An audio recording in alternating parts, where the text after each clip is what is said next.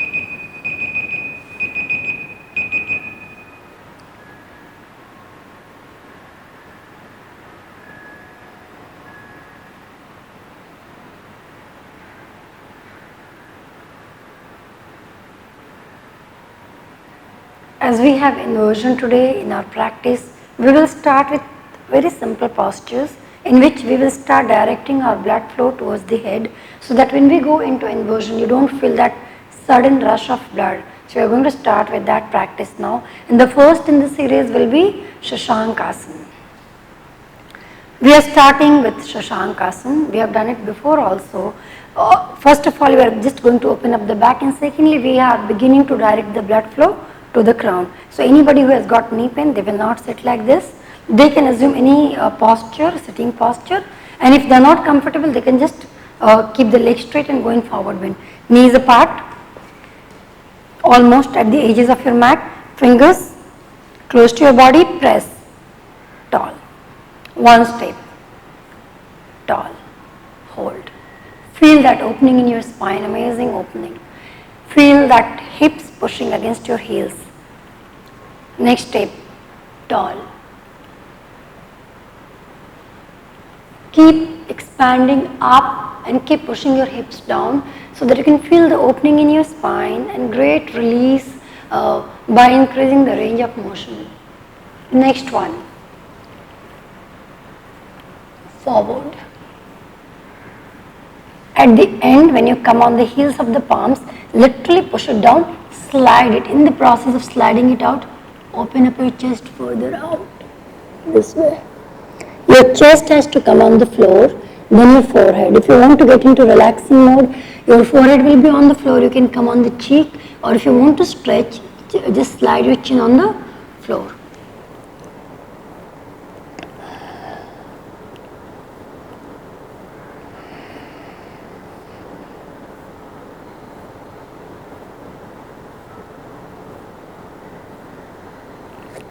Be there for a good 30 seconds to a minute and then slowly come back. Palms walking back, One step, press, chest up. Feel that opening, go as slow as possible. This itself will open up a whole lot of parts of your body. Tall. Keep your back in concave position as much as possible. Further in, up, in, up, in, up.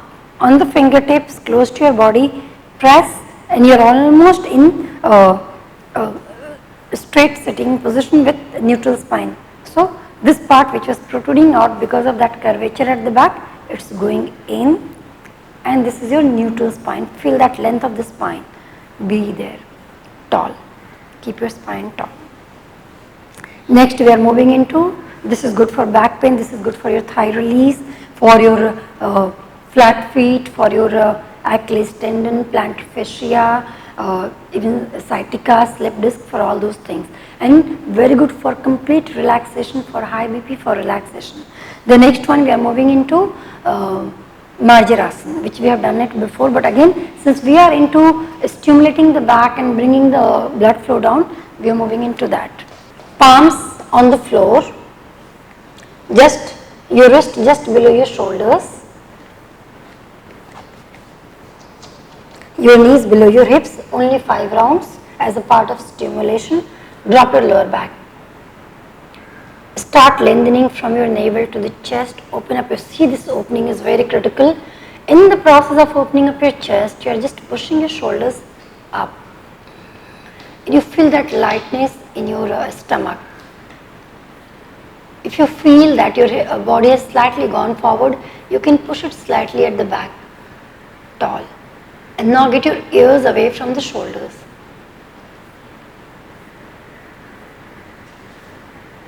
Exhale. Chin to the chest.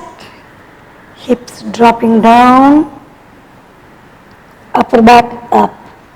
Keep pushing the stomach in and at the back. So this alone will work on strengthening your core muscles, as there is complete engagement of the core. While being in the posture, don't hold your breath, go with normal breathing or deep breathing as per your comfort. Drop it down. Tall. Exhale in. You have a back pain, you have sciatica, you have slip disc. Up. Tall. Up.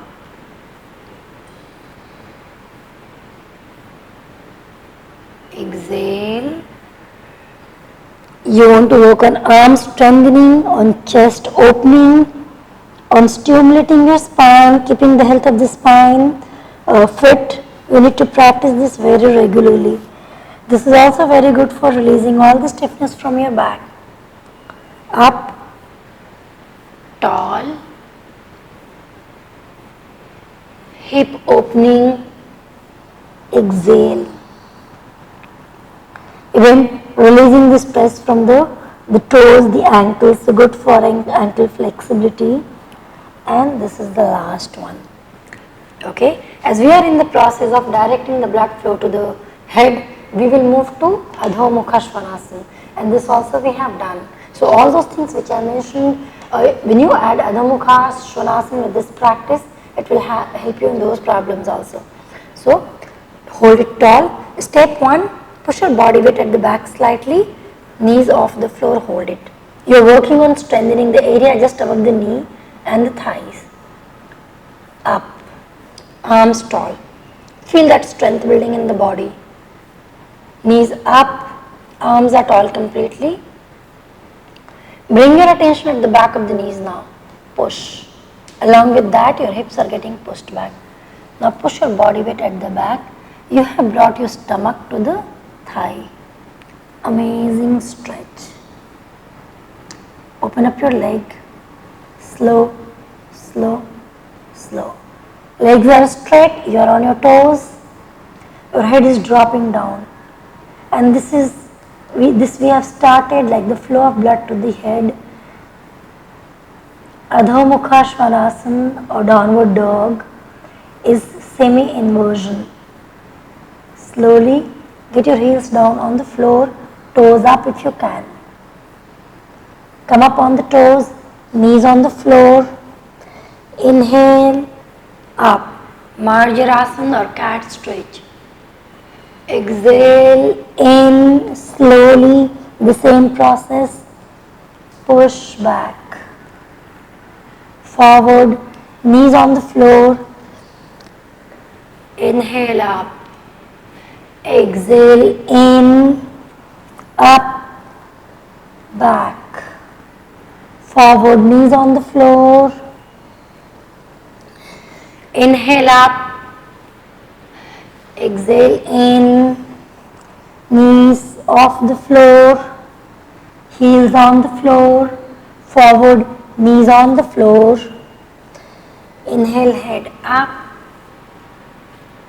and we will release by getting the toes on the floor, knees apart, getting into Shashankasana very slowly, and release.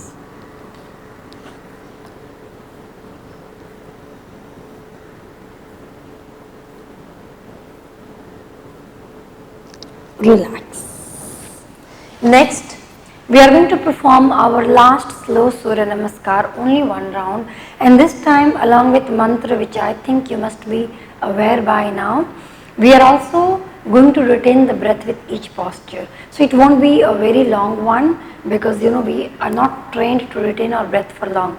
Whatever time you can retain for, try and retain, and then move to the next posture. Or what we can do, like maybe we can just we retain the breath, and once we are done, we exhale, again inhale, retain for one more count, and then for one more time as per the capacity, and we go with the next posture. Om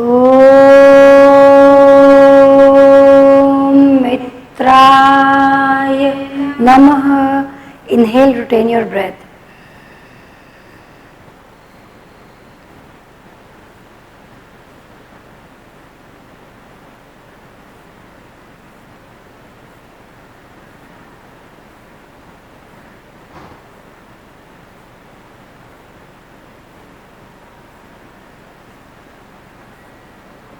Release. Again one more inhalation, retain.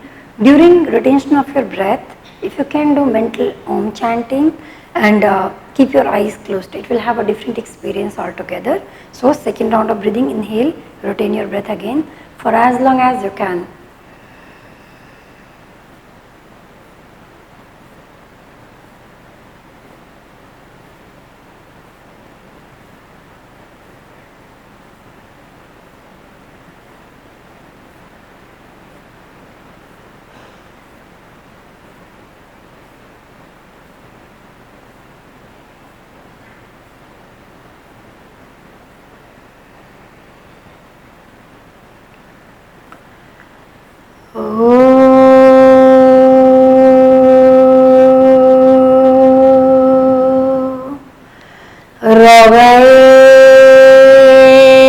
Namaha. Go back, inhale and retain your breath.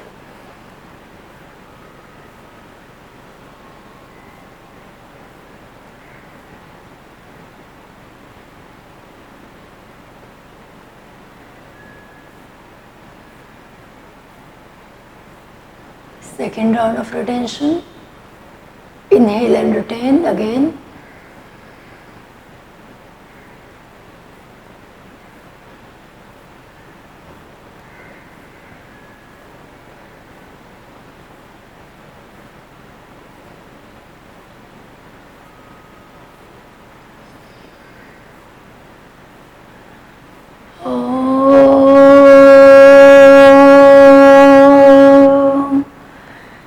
Suryaya Namaha.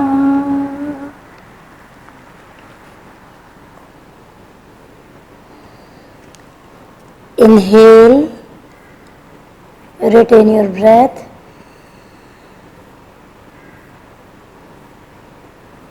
And this time in the second round, exhale and retain your breath as well.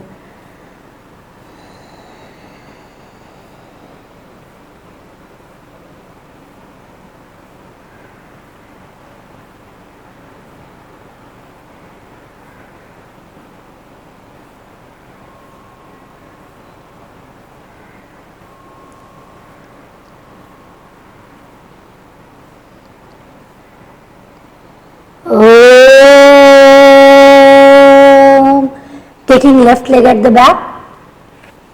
Bhanave Namah. On the fingers, tall. Inhale, retain your breath again.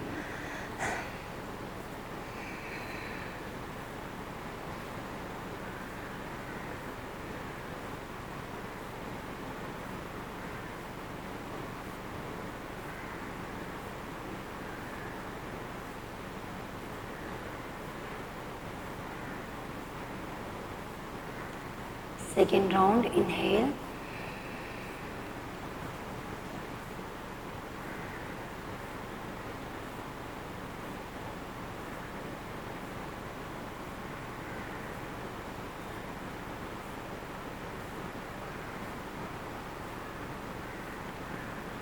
Om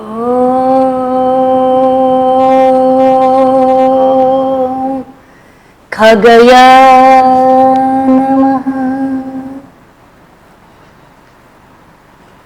Exhale this time and retain your breath.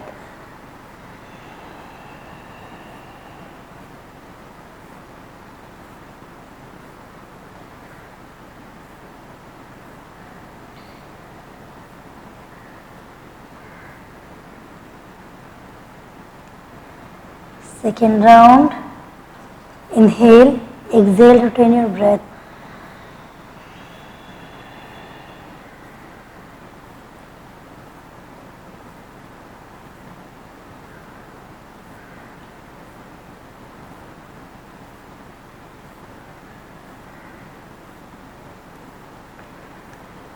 On the toes, heels up completely.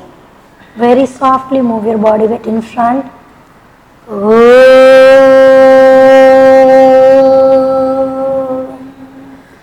Pushane Namaha. Exhale and retain your breath.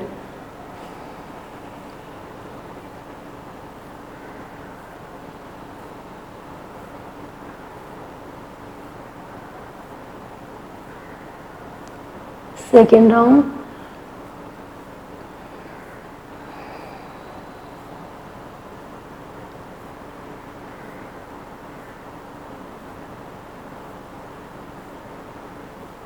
Toes out.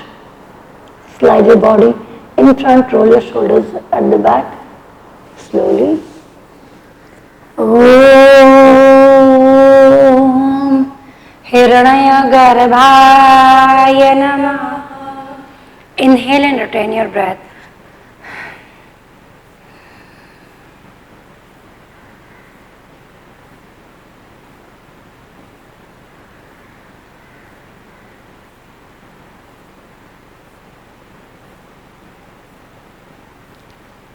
Second round.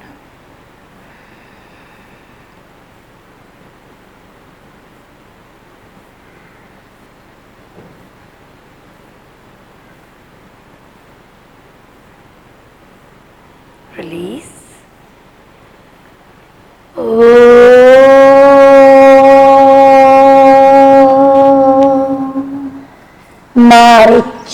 Marichaya Namaha.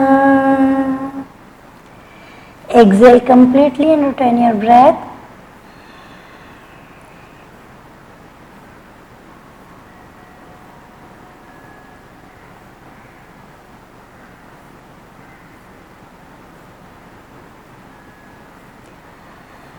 Second round, inhale, then exhale and retain your breath.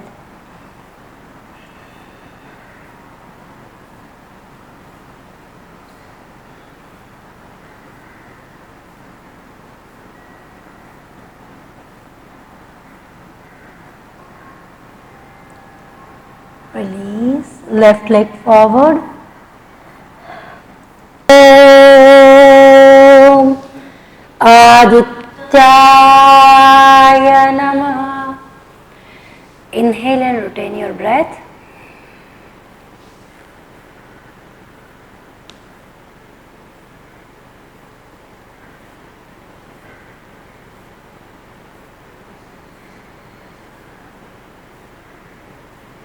Second round.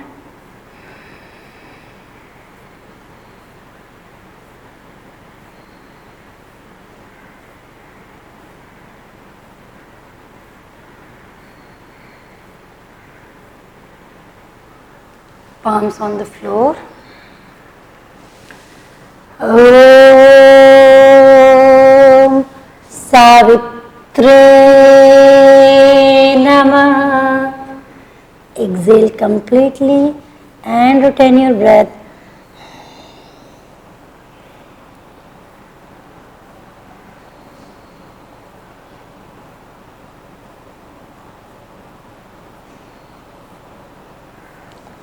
Second round, inhale first, then exhale and retain your breath.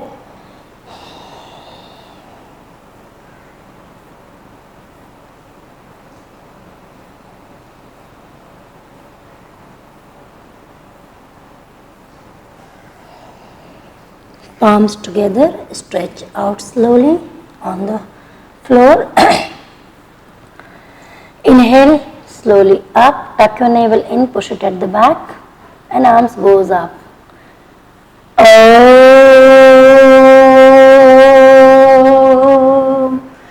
Arkaya Namah. Exhale, retain your breath.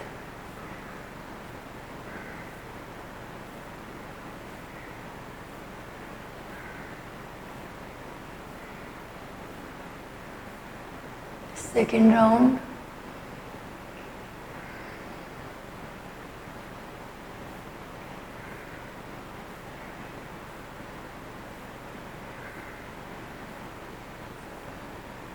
Come back slowly. Om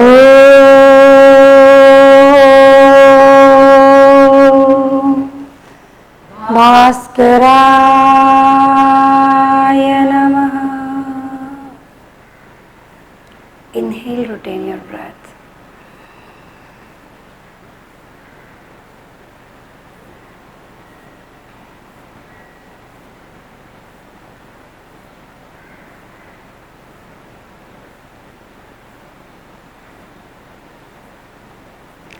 Second round.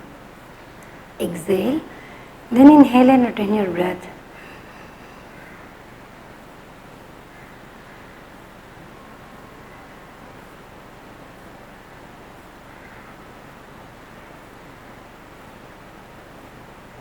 And release.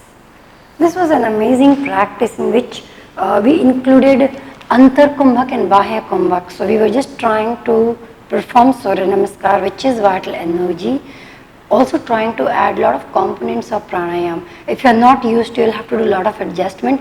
But gradually, while being in the posture with breath retention, if you chant Om, mental Om chanting, you will see that you won't be able to feel your body also and a whole lot of vibrations. So go slow. Did you feel that? Exactly. A lot of vibrations in the body. Comfortable, but when I'm holding it was complete. I'm just shivering my body. Yeah, so 2-3 things are happening together and it takes a while to settle into that. Once you settle into that, there will be mantra, there will be there will be Surya Namaskar, or it all will be together and you will be in a meditative state. So go slow with this practice and gradually make it an integral part of your practice. Now we are moving into the series of inversion. In our series of inversion, we are starting with halasana. That's how we always start, so that we can strengthen the shoulders. Then move to Sarva Anga Asana. The shoulders stand so that the shoulders are ready to take the body weight, and lengthen the spine, and then to Sirshasan, so that you have trained your spine to go taller and taller in Sirshasan. The three of these asanas, first we will go with the wall, so that as a beginner you know how to do with the wall, and then we will move in the middle and show some of the postures, if you are ready, how you can do it in the middle. So the first one is halasana with the wall. We will lie down with the head to the wall and we will start with half halasana. See this movement. Hands by the side of your body and legs up at 90 degree. If you have any kind of back problem, or if your core is not strong enough, you can bend your knees and lift it up. If you have back problem, you will only go this much, not more than that. So what we are going to do, we are trying to touch the wall, the feet to the wall, and hold it there in half halasana. Hands on the floor, exhale, touch the wall. This way. You're okay? You'll have to keep adjusting, like Priya is adjusting right now. So you'll have to make a call how to adjust. Hold it there. If you think the leg is not able to go down so much, you can keep a chair and you can just place it on that and bring the thighs on the seat of the chair, or can ask someone to help you. That chair halasana we have shown in one of our videos, you will need to check that. Hold it. So this is working predominantly in massaging the core area, in opening up the back, the gluteal area and the hamstring. You can be there for like 30 seconds, 40 seconds. 1 minute, 2 minutes if you are comfortable. Slowly release and come back. Back and relax. Sarvangasana many people are not able to do in the middle. So we'll go with the wall first and then we'll come in the middle after Sirshasan. So turn to one side. To the wall, moving to the wall.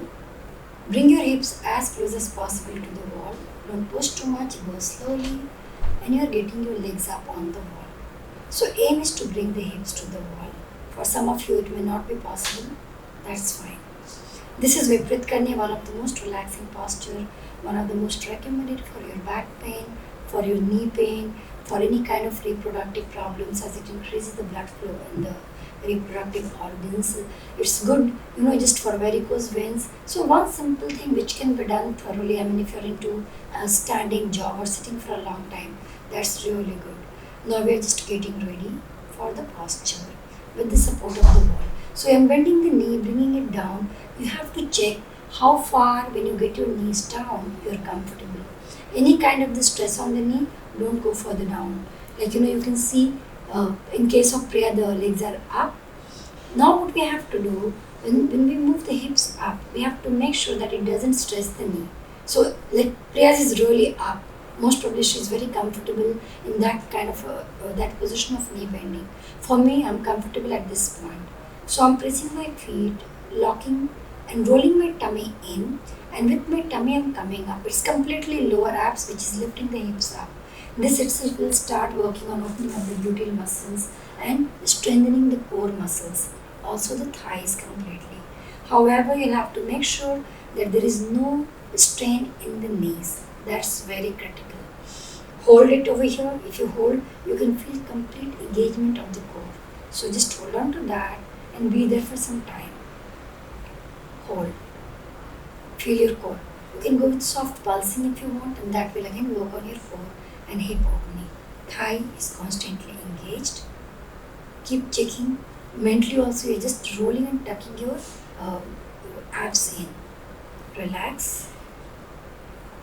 Like you can see in case of Priya, it has gone further up and she's holding over there very comfortably. Come down slowly. Make it a very slow movement if you only want to work on the core. Now see, I rolled my core in to bring it up.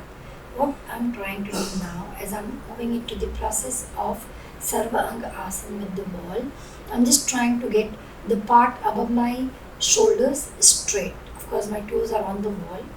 So, hips have a tendency to drop back towards the wall in this position. Push it in as much as possible.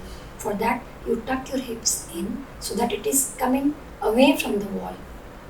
Toes are pushed against the wall and that will push your hips forward. Relax slowly. Just be there for some time. Try and feel the engagement of the core and the hips when you are doing it. Next, we'll go further into the posture and we'll see how we can get one leg at a time away. Keep coming back for relaxation. And you can always relax. Again, bend your knees as per your comfort. Roll your stomach in to roll your hips up slowly. Go slow. Keep adjusting your feet, and this time I'm trying to bring my chest to the chin and pushing my hips as much as possible away from the wall. Place your palms at the back and if possible start sliding your palms down towards your neck. For female, if they can bring the palms close to the brass strap, your body will become completely straight. So the aim is to walk the palms towards the neck and get the elbows in as much as possible for a better control. Once you are in control, get one leg off the wall And now you'll have to take support with the toe of the other leg to get your hip away from the wall. This is completely core engagement. Still comfortable, get the other leg away from the wall. This is Sarva Anga Asana, which has been performed with the support of the wall. Be there. There is chin lock. This is one of the most recommended for thyroid. Also one of the most recommended for a lot of problems for the women. Slowly using your core, you come down. Even if you're doing it with the wall, it's absolutely fine. Those who have got very inflexible hips or heavy hips, they might find it difficult to do it in the middle, so they can just go with the wall and be there for 5 minutes. And they can still, even with the support of the wall, doing the posture, they can get all the benefits of Sarva Anga Asana. We are moving away from the wall now and getting ready for the next posture. And this time, we are just going to see how we can do Sirshasan, headstand as a beginner. So as a beginner, when you're trying to do, you go with the wall so that you understand the engagement of the body, especially engagement of your core, which is very critical as you start raising your legs off the floor. And then very critical is to understand the flexibility and the movement of the hips. So sit with your body against the wall. Basically, we need a gap approximately legs length. You can go in the opposite way and get your feet on the wall. And in this position, at the position where I have my anus, I'll have to bring my crown at that position, somewhere close to that. You'll have to make a call as you get into the posture against the wall so that you have the right resistance. It's important to get the right resistance. Getting into the posture. So I'll have to just turn so that my legs are against the wall as I'm going to perform with the support of the wall. Fold your hands. When you're folding your hands, the fingers are touching the outside of the opposite elbow. Make sure both are equally pressed and spaced, otherwise there will be an imbalance and you will lose balance. Interlace your fingers firmly. Now get the edge on the floor, should not be collapsing. Okay, edge is fixed on the floor, your elbows are fixed on the floor. Now bring the crown on the floor. Make sure you don't have these kind of clips, those clips which you tie your hair with. That can be dangerous, so please remove that. Go without any clip or just tie your hair with some rubber band so that you are safe while performing Sirshasan. Now interlace your fingers, place the edge on the floor and bring your crown on the floor. Once you fix your crown on the floor, it's important to secure the position. This will keep your spine tall. Once in this position, I'm walking up. I should have the right resistance from the wall, meaning that when your feet are on the wall, a small push against the wall should be able to lift or should make you feel the urge to lift the legs up. So I've got my one leg up straight to the wall. Priya is also getting one leg up. So what I'm trying to do, when you get your leg up, you feel the groin engagement as if the lifting is happening from the that area. And this you have to feel more when you go on lifting the other leg. So just be aware of the groin as swas muscle, as that has an important role in lifting. Come down, relax and be there for some time. Try and experience the movement which has just taken place so that you can create a memory, the muscle memory based on that. So we are moving again into the posture, Sirshasan with the wall. Walk up, bring your legs approximately at around 90 degree.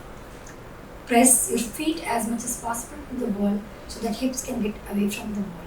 Now one leg has gone up, try and keep it straight, tall as possible. Once you think you have secured the balance with the leg which has gone up, start getting your heel away from the wall and slowly go up. Initially when you are doing your practice, get somebody to stand there so that you don't fall back without control. But and if somebody is there, they can just touch you and you will be there. I'm just adjusting with Priya. She's really good with one leg up. She has to get for the other leg to go up. Okay. For the leg which is up already, the toe has to be pointed up so that she gets control. Now with the other leg, she just have to move the heel away from the wall. Now her groin, the swas muscle is active completely. And if she only pushes her hip slightly at the back, that leg will by default start coming up. So she has to hold it over there. and she has to tuck her hips in.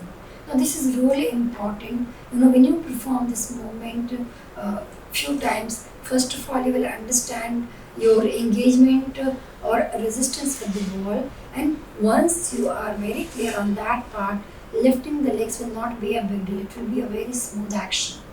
So this is very important. Before you come in the middle, you perform this against the wall so that you are comfortable and you are also aware of the muscle engagement and the muscle movement.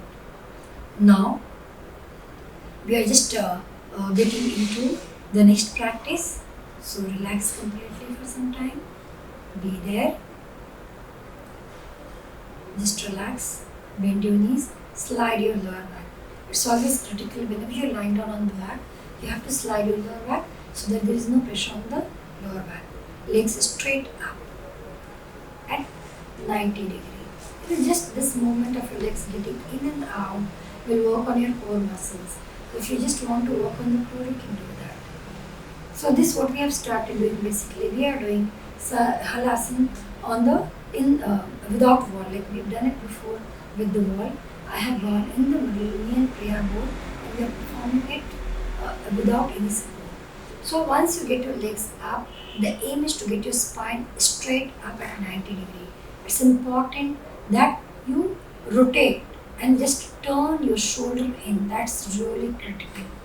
That's very important for the shoulders to just go in and get it locked with the floor, so that rest of the spine and the body is free. Now when you do that, the chest will come to the chin, you will have a chin lock.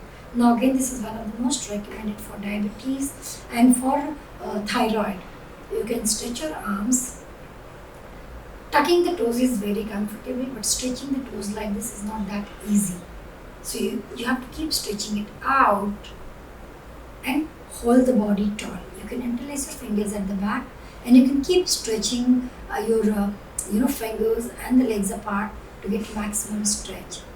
While releasing, very slowly release your hips, bend your knees, and then bring your feet on the floor. You should not feel any kind of strain or any jerky movement while releasing the posture. While doing so, you might end up with a very bad catch, which we don't want. Just relax again, and legs are coming up at 90 degrees. We are getting ready for Sarvasana in the middle. If you have any kind of back pain, you can just bend your knee and come halfway, and you have to check if you are comfortable. If you are not comfortable, do not perform halasana and also sarvasana in case of back pain. So you have to make your own call depending on the severity of the problem. Also for women, if they have periods, they cannot perform this. So right now my legs are parallel to the floor. Once in this position, I'm getting my palms against my back. So palms are pushed firmly against the back as if it is pushing the back, towards the head, and that's really critical.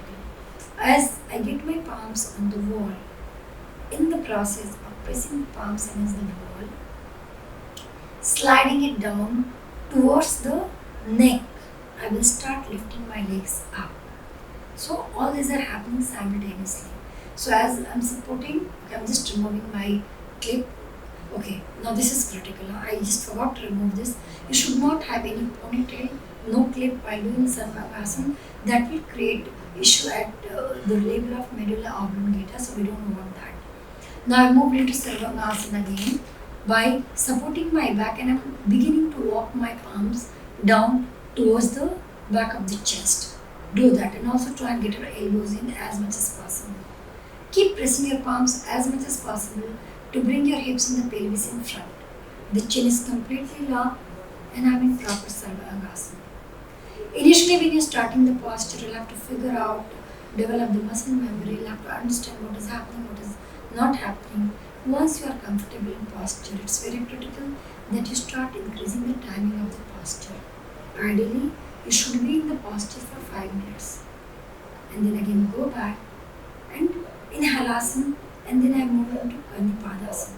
Now, Sarvasana has many variations. Once you know the posture well, and if you have control of Sarvasana, you are able to do it for 5 minutes, you can move into variations. So like, moving to Parsava Halasana. Before that I went into Halasana, then Karnipadasana, moving into one leg Sarvangasana, then bringing it down, getting the other leg up. It's like a whole series in itself. There are many postures or the series of Sarvangasana. Again I've gone back into Sarvangasana, Parsava one leg Sarvangasana. So all this movement you can do, but only once you achieve the Sarvangasana in 5 minutes. This is like Padmasana in Sarvangasana. I'm just bringing the Padmasana down and getting ready for Pindasana. This is Pindasana in Sarvangasana. From Pindasana I'm moving to like parts of Pindasana, which is really difficult, not that easy. Again bringing it in the middle, moving to the other side. So basically these are all the variations, and I'm just showing it for the purpose of showing it so that you know that there are much more to Sarvangasana. That is just one foundational posture. And once you achieve that foundation, you are free or you are capable of doing much more. From Sarvangasana, moving into Matsyasana. It's critical that every single time you perform Sarvangasana, Sirshasan, you have to perform Matsyasana, so that if there is any strain in the neck area, that will be released. So I got my crown on the floor. For more stretch, you can just just move your head further in. Hold your toes. Once you hold your toes, pull it in and bring your elbows down. Now this is amazing for opening up your chest, for releasing all the tension from the neck area. This is Uttan Padasana, which I have moved from Matsyasana. And relax, be there for some time. Relax completely. Always take a break whenever you feel like. Matsyasana is a must after all those, the inversions which we have done till now, so that the neck is not strained at all. Okay, now we are getting into the middle and we are going to perform Sirshasan. So I'm just watching Priya performing the posture, and like I'm just going to show as a beginner, once you are very confident and comfortable with the wall, when you come in the middle, how you can perform. So Priya has just used the same base which we had been discussing. She's got her crown on the floor, now moving her legs in. So the aim is to get the spine tall. Once your spine is tall, it becomes easy for the legs to come up. Slowly. Okay, so we'll go slow so that you can understand. First she's gone up with one leg. Okay, so she is pointing the toe out and pushing the bent knee at the back. So once she does that, automatically the hip will start moving back, and the leg which is on the floor, it will start coming up very easily. So slowly, tall, and you will start just using your joint to move it further up. So this is how you will get into the posture once you leave the wall. This will be the first step of posture, and this we are doing with one leg. It's really easy to perform with one leg. She is pretty much stable in the posture. She is still Priya is in the process of learning Sirshasan. She hasn't mastered it yet. So somewhere it is kind of challenging, not very challenging to her, and she was very comfortable. Come down, whenever you come down on the posture, relax for a few seconds. Just calm down. For some of them, they might feel that rush of blood, but the moment they relax, they will be absolutely comfortable. Now, just a small, short recap. I'll just show you in case if you want. There are so many ways of going up. One, of course, what Priya did, in which we went with one leg, bend the knee, and then the toe was pointing and pushed the bent knee at the back, and that pushed my hips at the back, and it made it very easy for the other leg to foot especially to become light and get off the floor. And once you are slightly maybe 20 degrees off the floor, you will use your joint area. Don't push the bent knee at the back or you will fall back. And get your legs straight up and then add the other leg. Keep your legs together, your heels together, toes together. That will give you a sense of balancing and understanding of your body in the space. Slowly come down. Okay? We can, if you want to go with both the legs, there are different ways of doing that also. So if you want to go with both the legs, walk in as much as you can so that the hips can go back, and slowly, once you are comfortable, you think the hips have slightly moved back, you can just Bend your knees and bring your heels to the hips. And then start getting your knees up, and at the end you will open up your knees and you can be in the posture. So this is how you can go by bending the knees and coming up. Also, if you are someone who wants to go straight up with both the legs and without bending the knee, you can do that also. You'll have to keep walking in without bending your knees and push your hips back and straight go up. So there are different ways of doing Sirshasan, and there are stages as per your understanding and readiness of the body. You might, the only fear, we don't do Sirshasan a lot of times that we are scared of falling. So try and learn how to fall, and fall. Whenever you're falling, make sure that the fall happens on the toes, not on the hips. And once you are comfortable falling down, the fear will go away, and you will be, immediately you will learn Sirshasan. Because we don't know how are we going to fall, and that fear is one of the reasons why we don't perform Sirshasan. Fear is there also because we don't know this movement. This is not a regular movement of our day-to-day life, and because this is not a regular movement, we don't know what next is going to happen. So go very slowly, gradually, comfortably, with confidence, one step at a time, and without pushing too much. Just and have a partner with you, that will help. So that's very critical, and do that. We are moving into the next inversion now, and the next inversion is again we are going with the wall. So with wall you understand the body, how it's working, and then we perform. So Priya is getting ready for pinch Mayurasana. So we will check the measurement of the arms as we had done.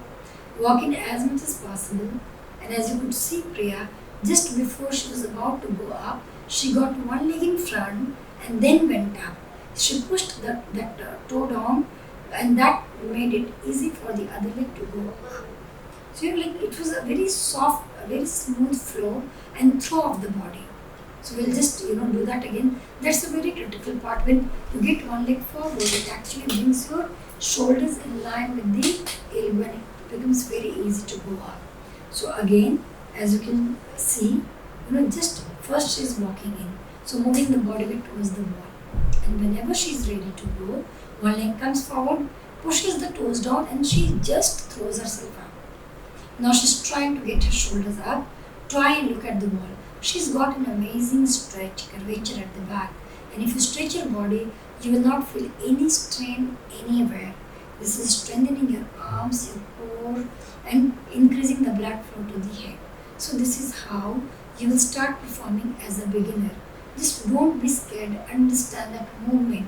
And once you understand and the fear is gone, you can always come in the middle and start practicing in the middle using the same technique. Make sure while doing it in the middle, initially get someone to stand over there so that you don't fall. Falling is good if you learn how to do that, but initially if you don't know how to fall, that can be dangerous. So this is how if you want to do it in the middle. Same, forearms on the floor, elbows, the distance between the elbows are the distance of your shoulder. Get ready, bring one, this is what you have to do. One leg, whichever you are comfortable with, has to come forward, push the toes on the floor, and that pushing will help the other leg to go up. And initially you'll have to figure out at a point where you'll have to stay.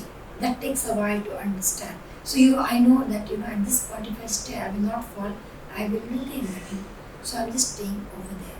And if you feel that you're falling, learn how to fall. So in case if you fall, come on the toes, don't allow your hips to come on the floor. That's the only thing important. Same way you can also learn to fall in Sirshasan. Your hips should not touch the floor. Throw the pelvis in front and bring your toes on the floor so that your hips are protected all the time. So this is a critical point which you need to remember. Our next practice is going to be handstand. And again, we are starting with the wall. So Priya is starting first. Let's see how she's going to do. And then we can start, we can see the technique and we can maybe move into the middle and see what can be done. So she's got into Adhomukha Vrkasana, the downward dog. She has to be slightly away from the wall so that she doesn't bang her hips against the wall. If you bang your hips against the wall, initially it will be difficult to control your body. So your hips needs to be away from the wall. Again, the same technique which we had used in pinch mayurasana. So again, she's getting her one leg forward and then going up. And that was beautiful. Her hips are very much close to the wall, but that has to be away from the wall. Keep pushing your shoulders up. Keep pushing your stomach in and up. No strain on the wrist and the elbow. If there is any strain on the wrist and the elbow, it means you are not shifting your body weight up and the gravity is pulling you down. Once you come down, it's important you relax completely. Another way, like a child play, we have done it in the childhood. Just get into momentum with one leg forward, one leg backward, as per your comfort. Whichever leg is forward, place your palms and just go up. Just the moment your palms touches the floor, throw your body up and keep your body tall. At any cost, don't allow your elbows to bend. That is the most critical part. So this is really easiest way to learn handstand again with the wall, and it's not unsafe at all. You have to make sure you don't bend your elbow. The moment you bend your elbow, it will not be safe, and that will lead to a lot of problem and very bad fall. So you'll have to make sure that you lengthen this area, the shoulder and the area below the shoulder, and you don't strain your joint, the elbow joint and the wrist joint. And your arms are tall. When you get your arms tall, your shoulders are also taller. Okay? So now we are going to do it in the middle, and Priya is going to perform. Let's see what is happening. She's not used to doing it in the middle. So if you are with somebody, this is how you help each other to understand the posture better. So again, she's getting ready for the posture, and you will see initially she's getting into Adhomukha Vrkasana, which is dog pose. So I will help her the moment I feel she needs help. I'm just allowing her to go all by herself. Into the posture. The same technique what we have done till now with pinch mayurasana. One leg goes forward, and with the leg which goes forward, you push up to on the floor. That helps you lift the other leg up. She's pretty much in control and the body is straight. She's in one line. And she came down. So when you're going with partner again, take support. Just make sure you don't bend your elbow. That's the most critical part. Once you do that, understand your body in the middle, you can start practicing with some, using some technicality, so that it becomes really easy to do it in the middle. So I'm just going to show some movement which you can practice, but again, initially get somebody to be by the side of you so that you don't get hurt. What you'll have to do, keep bending the knee. When you bend the knees, try and bring your knees to the chest. That's critical and a very important thing. Once it comes, you drop your hips down and then like a spring throw yourself up. And this is what you'll have to do. Initially when you're practicing in the middle, just keep doing this. You are in Adhomukha Vrkasana, bend your knees and then drop your hips down, and the moment you drop it down, straight go up. And once you are there, once you are comfortable, by just lifting your leg up, slowly you have to get your legs straight. So again, keep somebody by the side of you so that you don't fall at any cost. Your elbow should not bend. And while doing this, you can actually go completely up, and this is your handstand. That is how you move into rotation. Now handstand is one thing which many people aspire to do. Trust me, it's not something really difficult. It's easy. You have to know the technique. Of course, you need certain level of preparation on the physical level. You need strong arms, you need strong core. But along with that, you also need sound techniques which will help you get into the posture. So work on these things, and before you reach over here, work on that Sirshasan with the wall. You can do the same thing, whatever we did in Sirshasan with the wall, you can do the same thing in Adhomukha Vrkasana in dog pose, and that will work on strengthening your arms and working on the whole body, and then you can gradually move into all this posture. So your aim should be to make your foundation as strong as possible, and once your foundation is strong, you can move into advanced practices. So don't be in a hurry to just perform anyhow you want to do it. Just perform it right so that the progression which is happening, it's systematic in nature, and it's not just you're doing it without any proper consideration and overload. So check your posture. If you want, get somebody to take your video and keep analyzing and seeing what is happening. And you can always write to me if you need more clarification. So these are your practices which you're going to do. Pranayam. I'm sure by now you are well trained with Anulom Vilom. So we are going to perform Anulom Vilom for 5 minutes. The count will be 3 count inhalation, 12 count breath retention, 6 count exhalation. You can manipulate as per your comfort. If the counting is creating a problem, just inhale as much as you can, retain for as long as you can, exhale for as long as you can. At any cost, you're not straining your breath. That's the most important thing. So assume your position. If you are sitting, if you are constantly sitting in this way, change your leg position, like arm changing, Priya is changing. Because we are so used to, we end up sitting in the same position all the time. Check your spine. We'll start with the left nasal passage, and also if you can keep a track or a record of how many cycles you are able to do, and that will be great. So we are starting with the left nasal passage. Check your spine.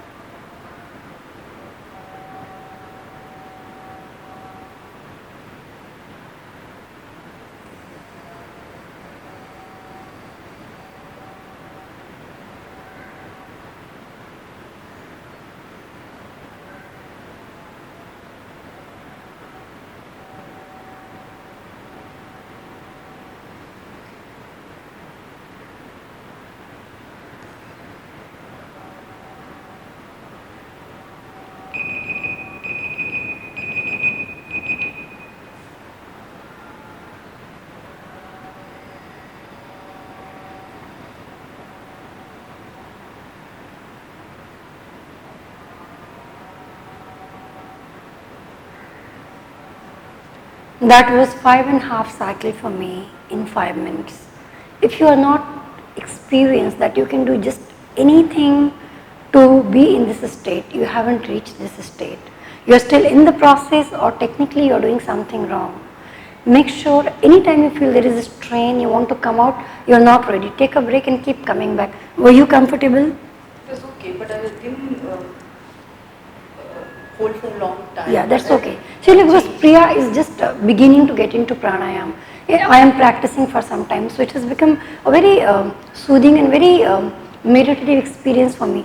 This is what you have to do. Tomorrow we will be practicing. We are going to have a lot of fun time tomorrow. So get a family member, your spouse, your kids. It's fun filled session tomorrow. We will do a lot of stretches and lot of fun movement. So I'll see you tomorrow. Till then, namaste and goodbye.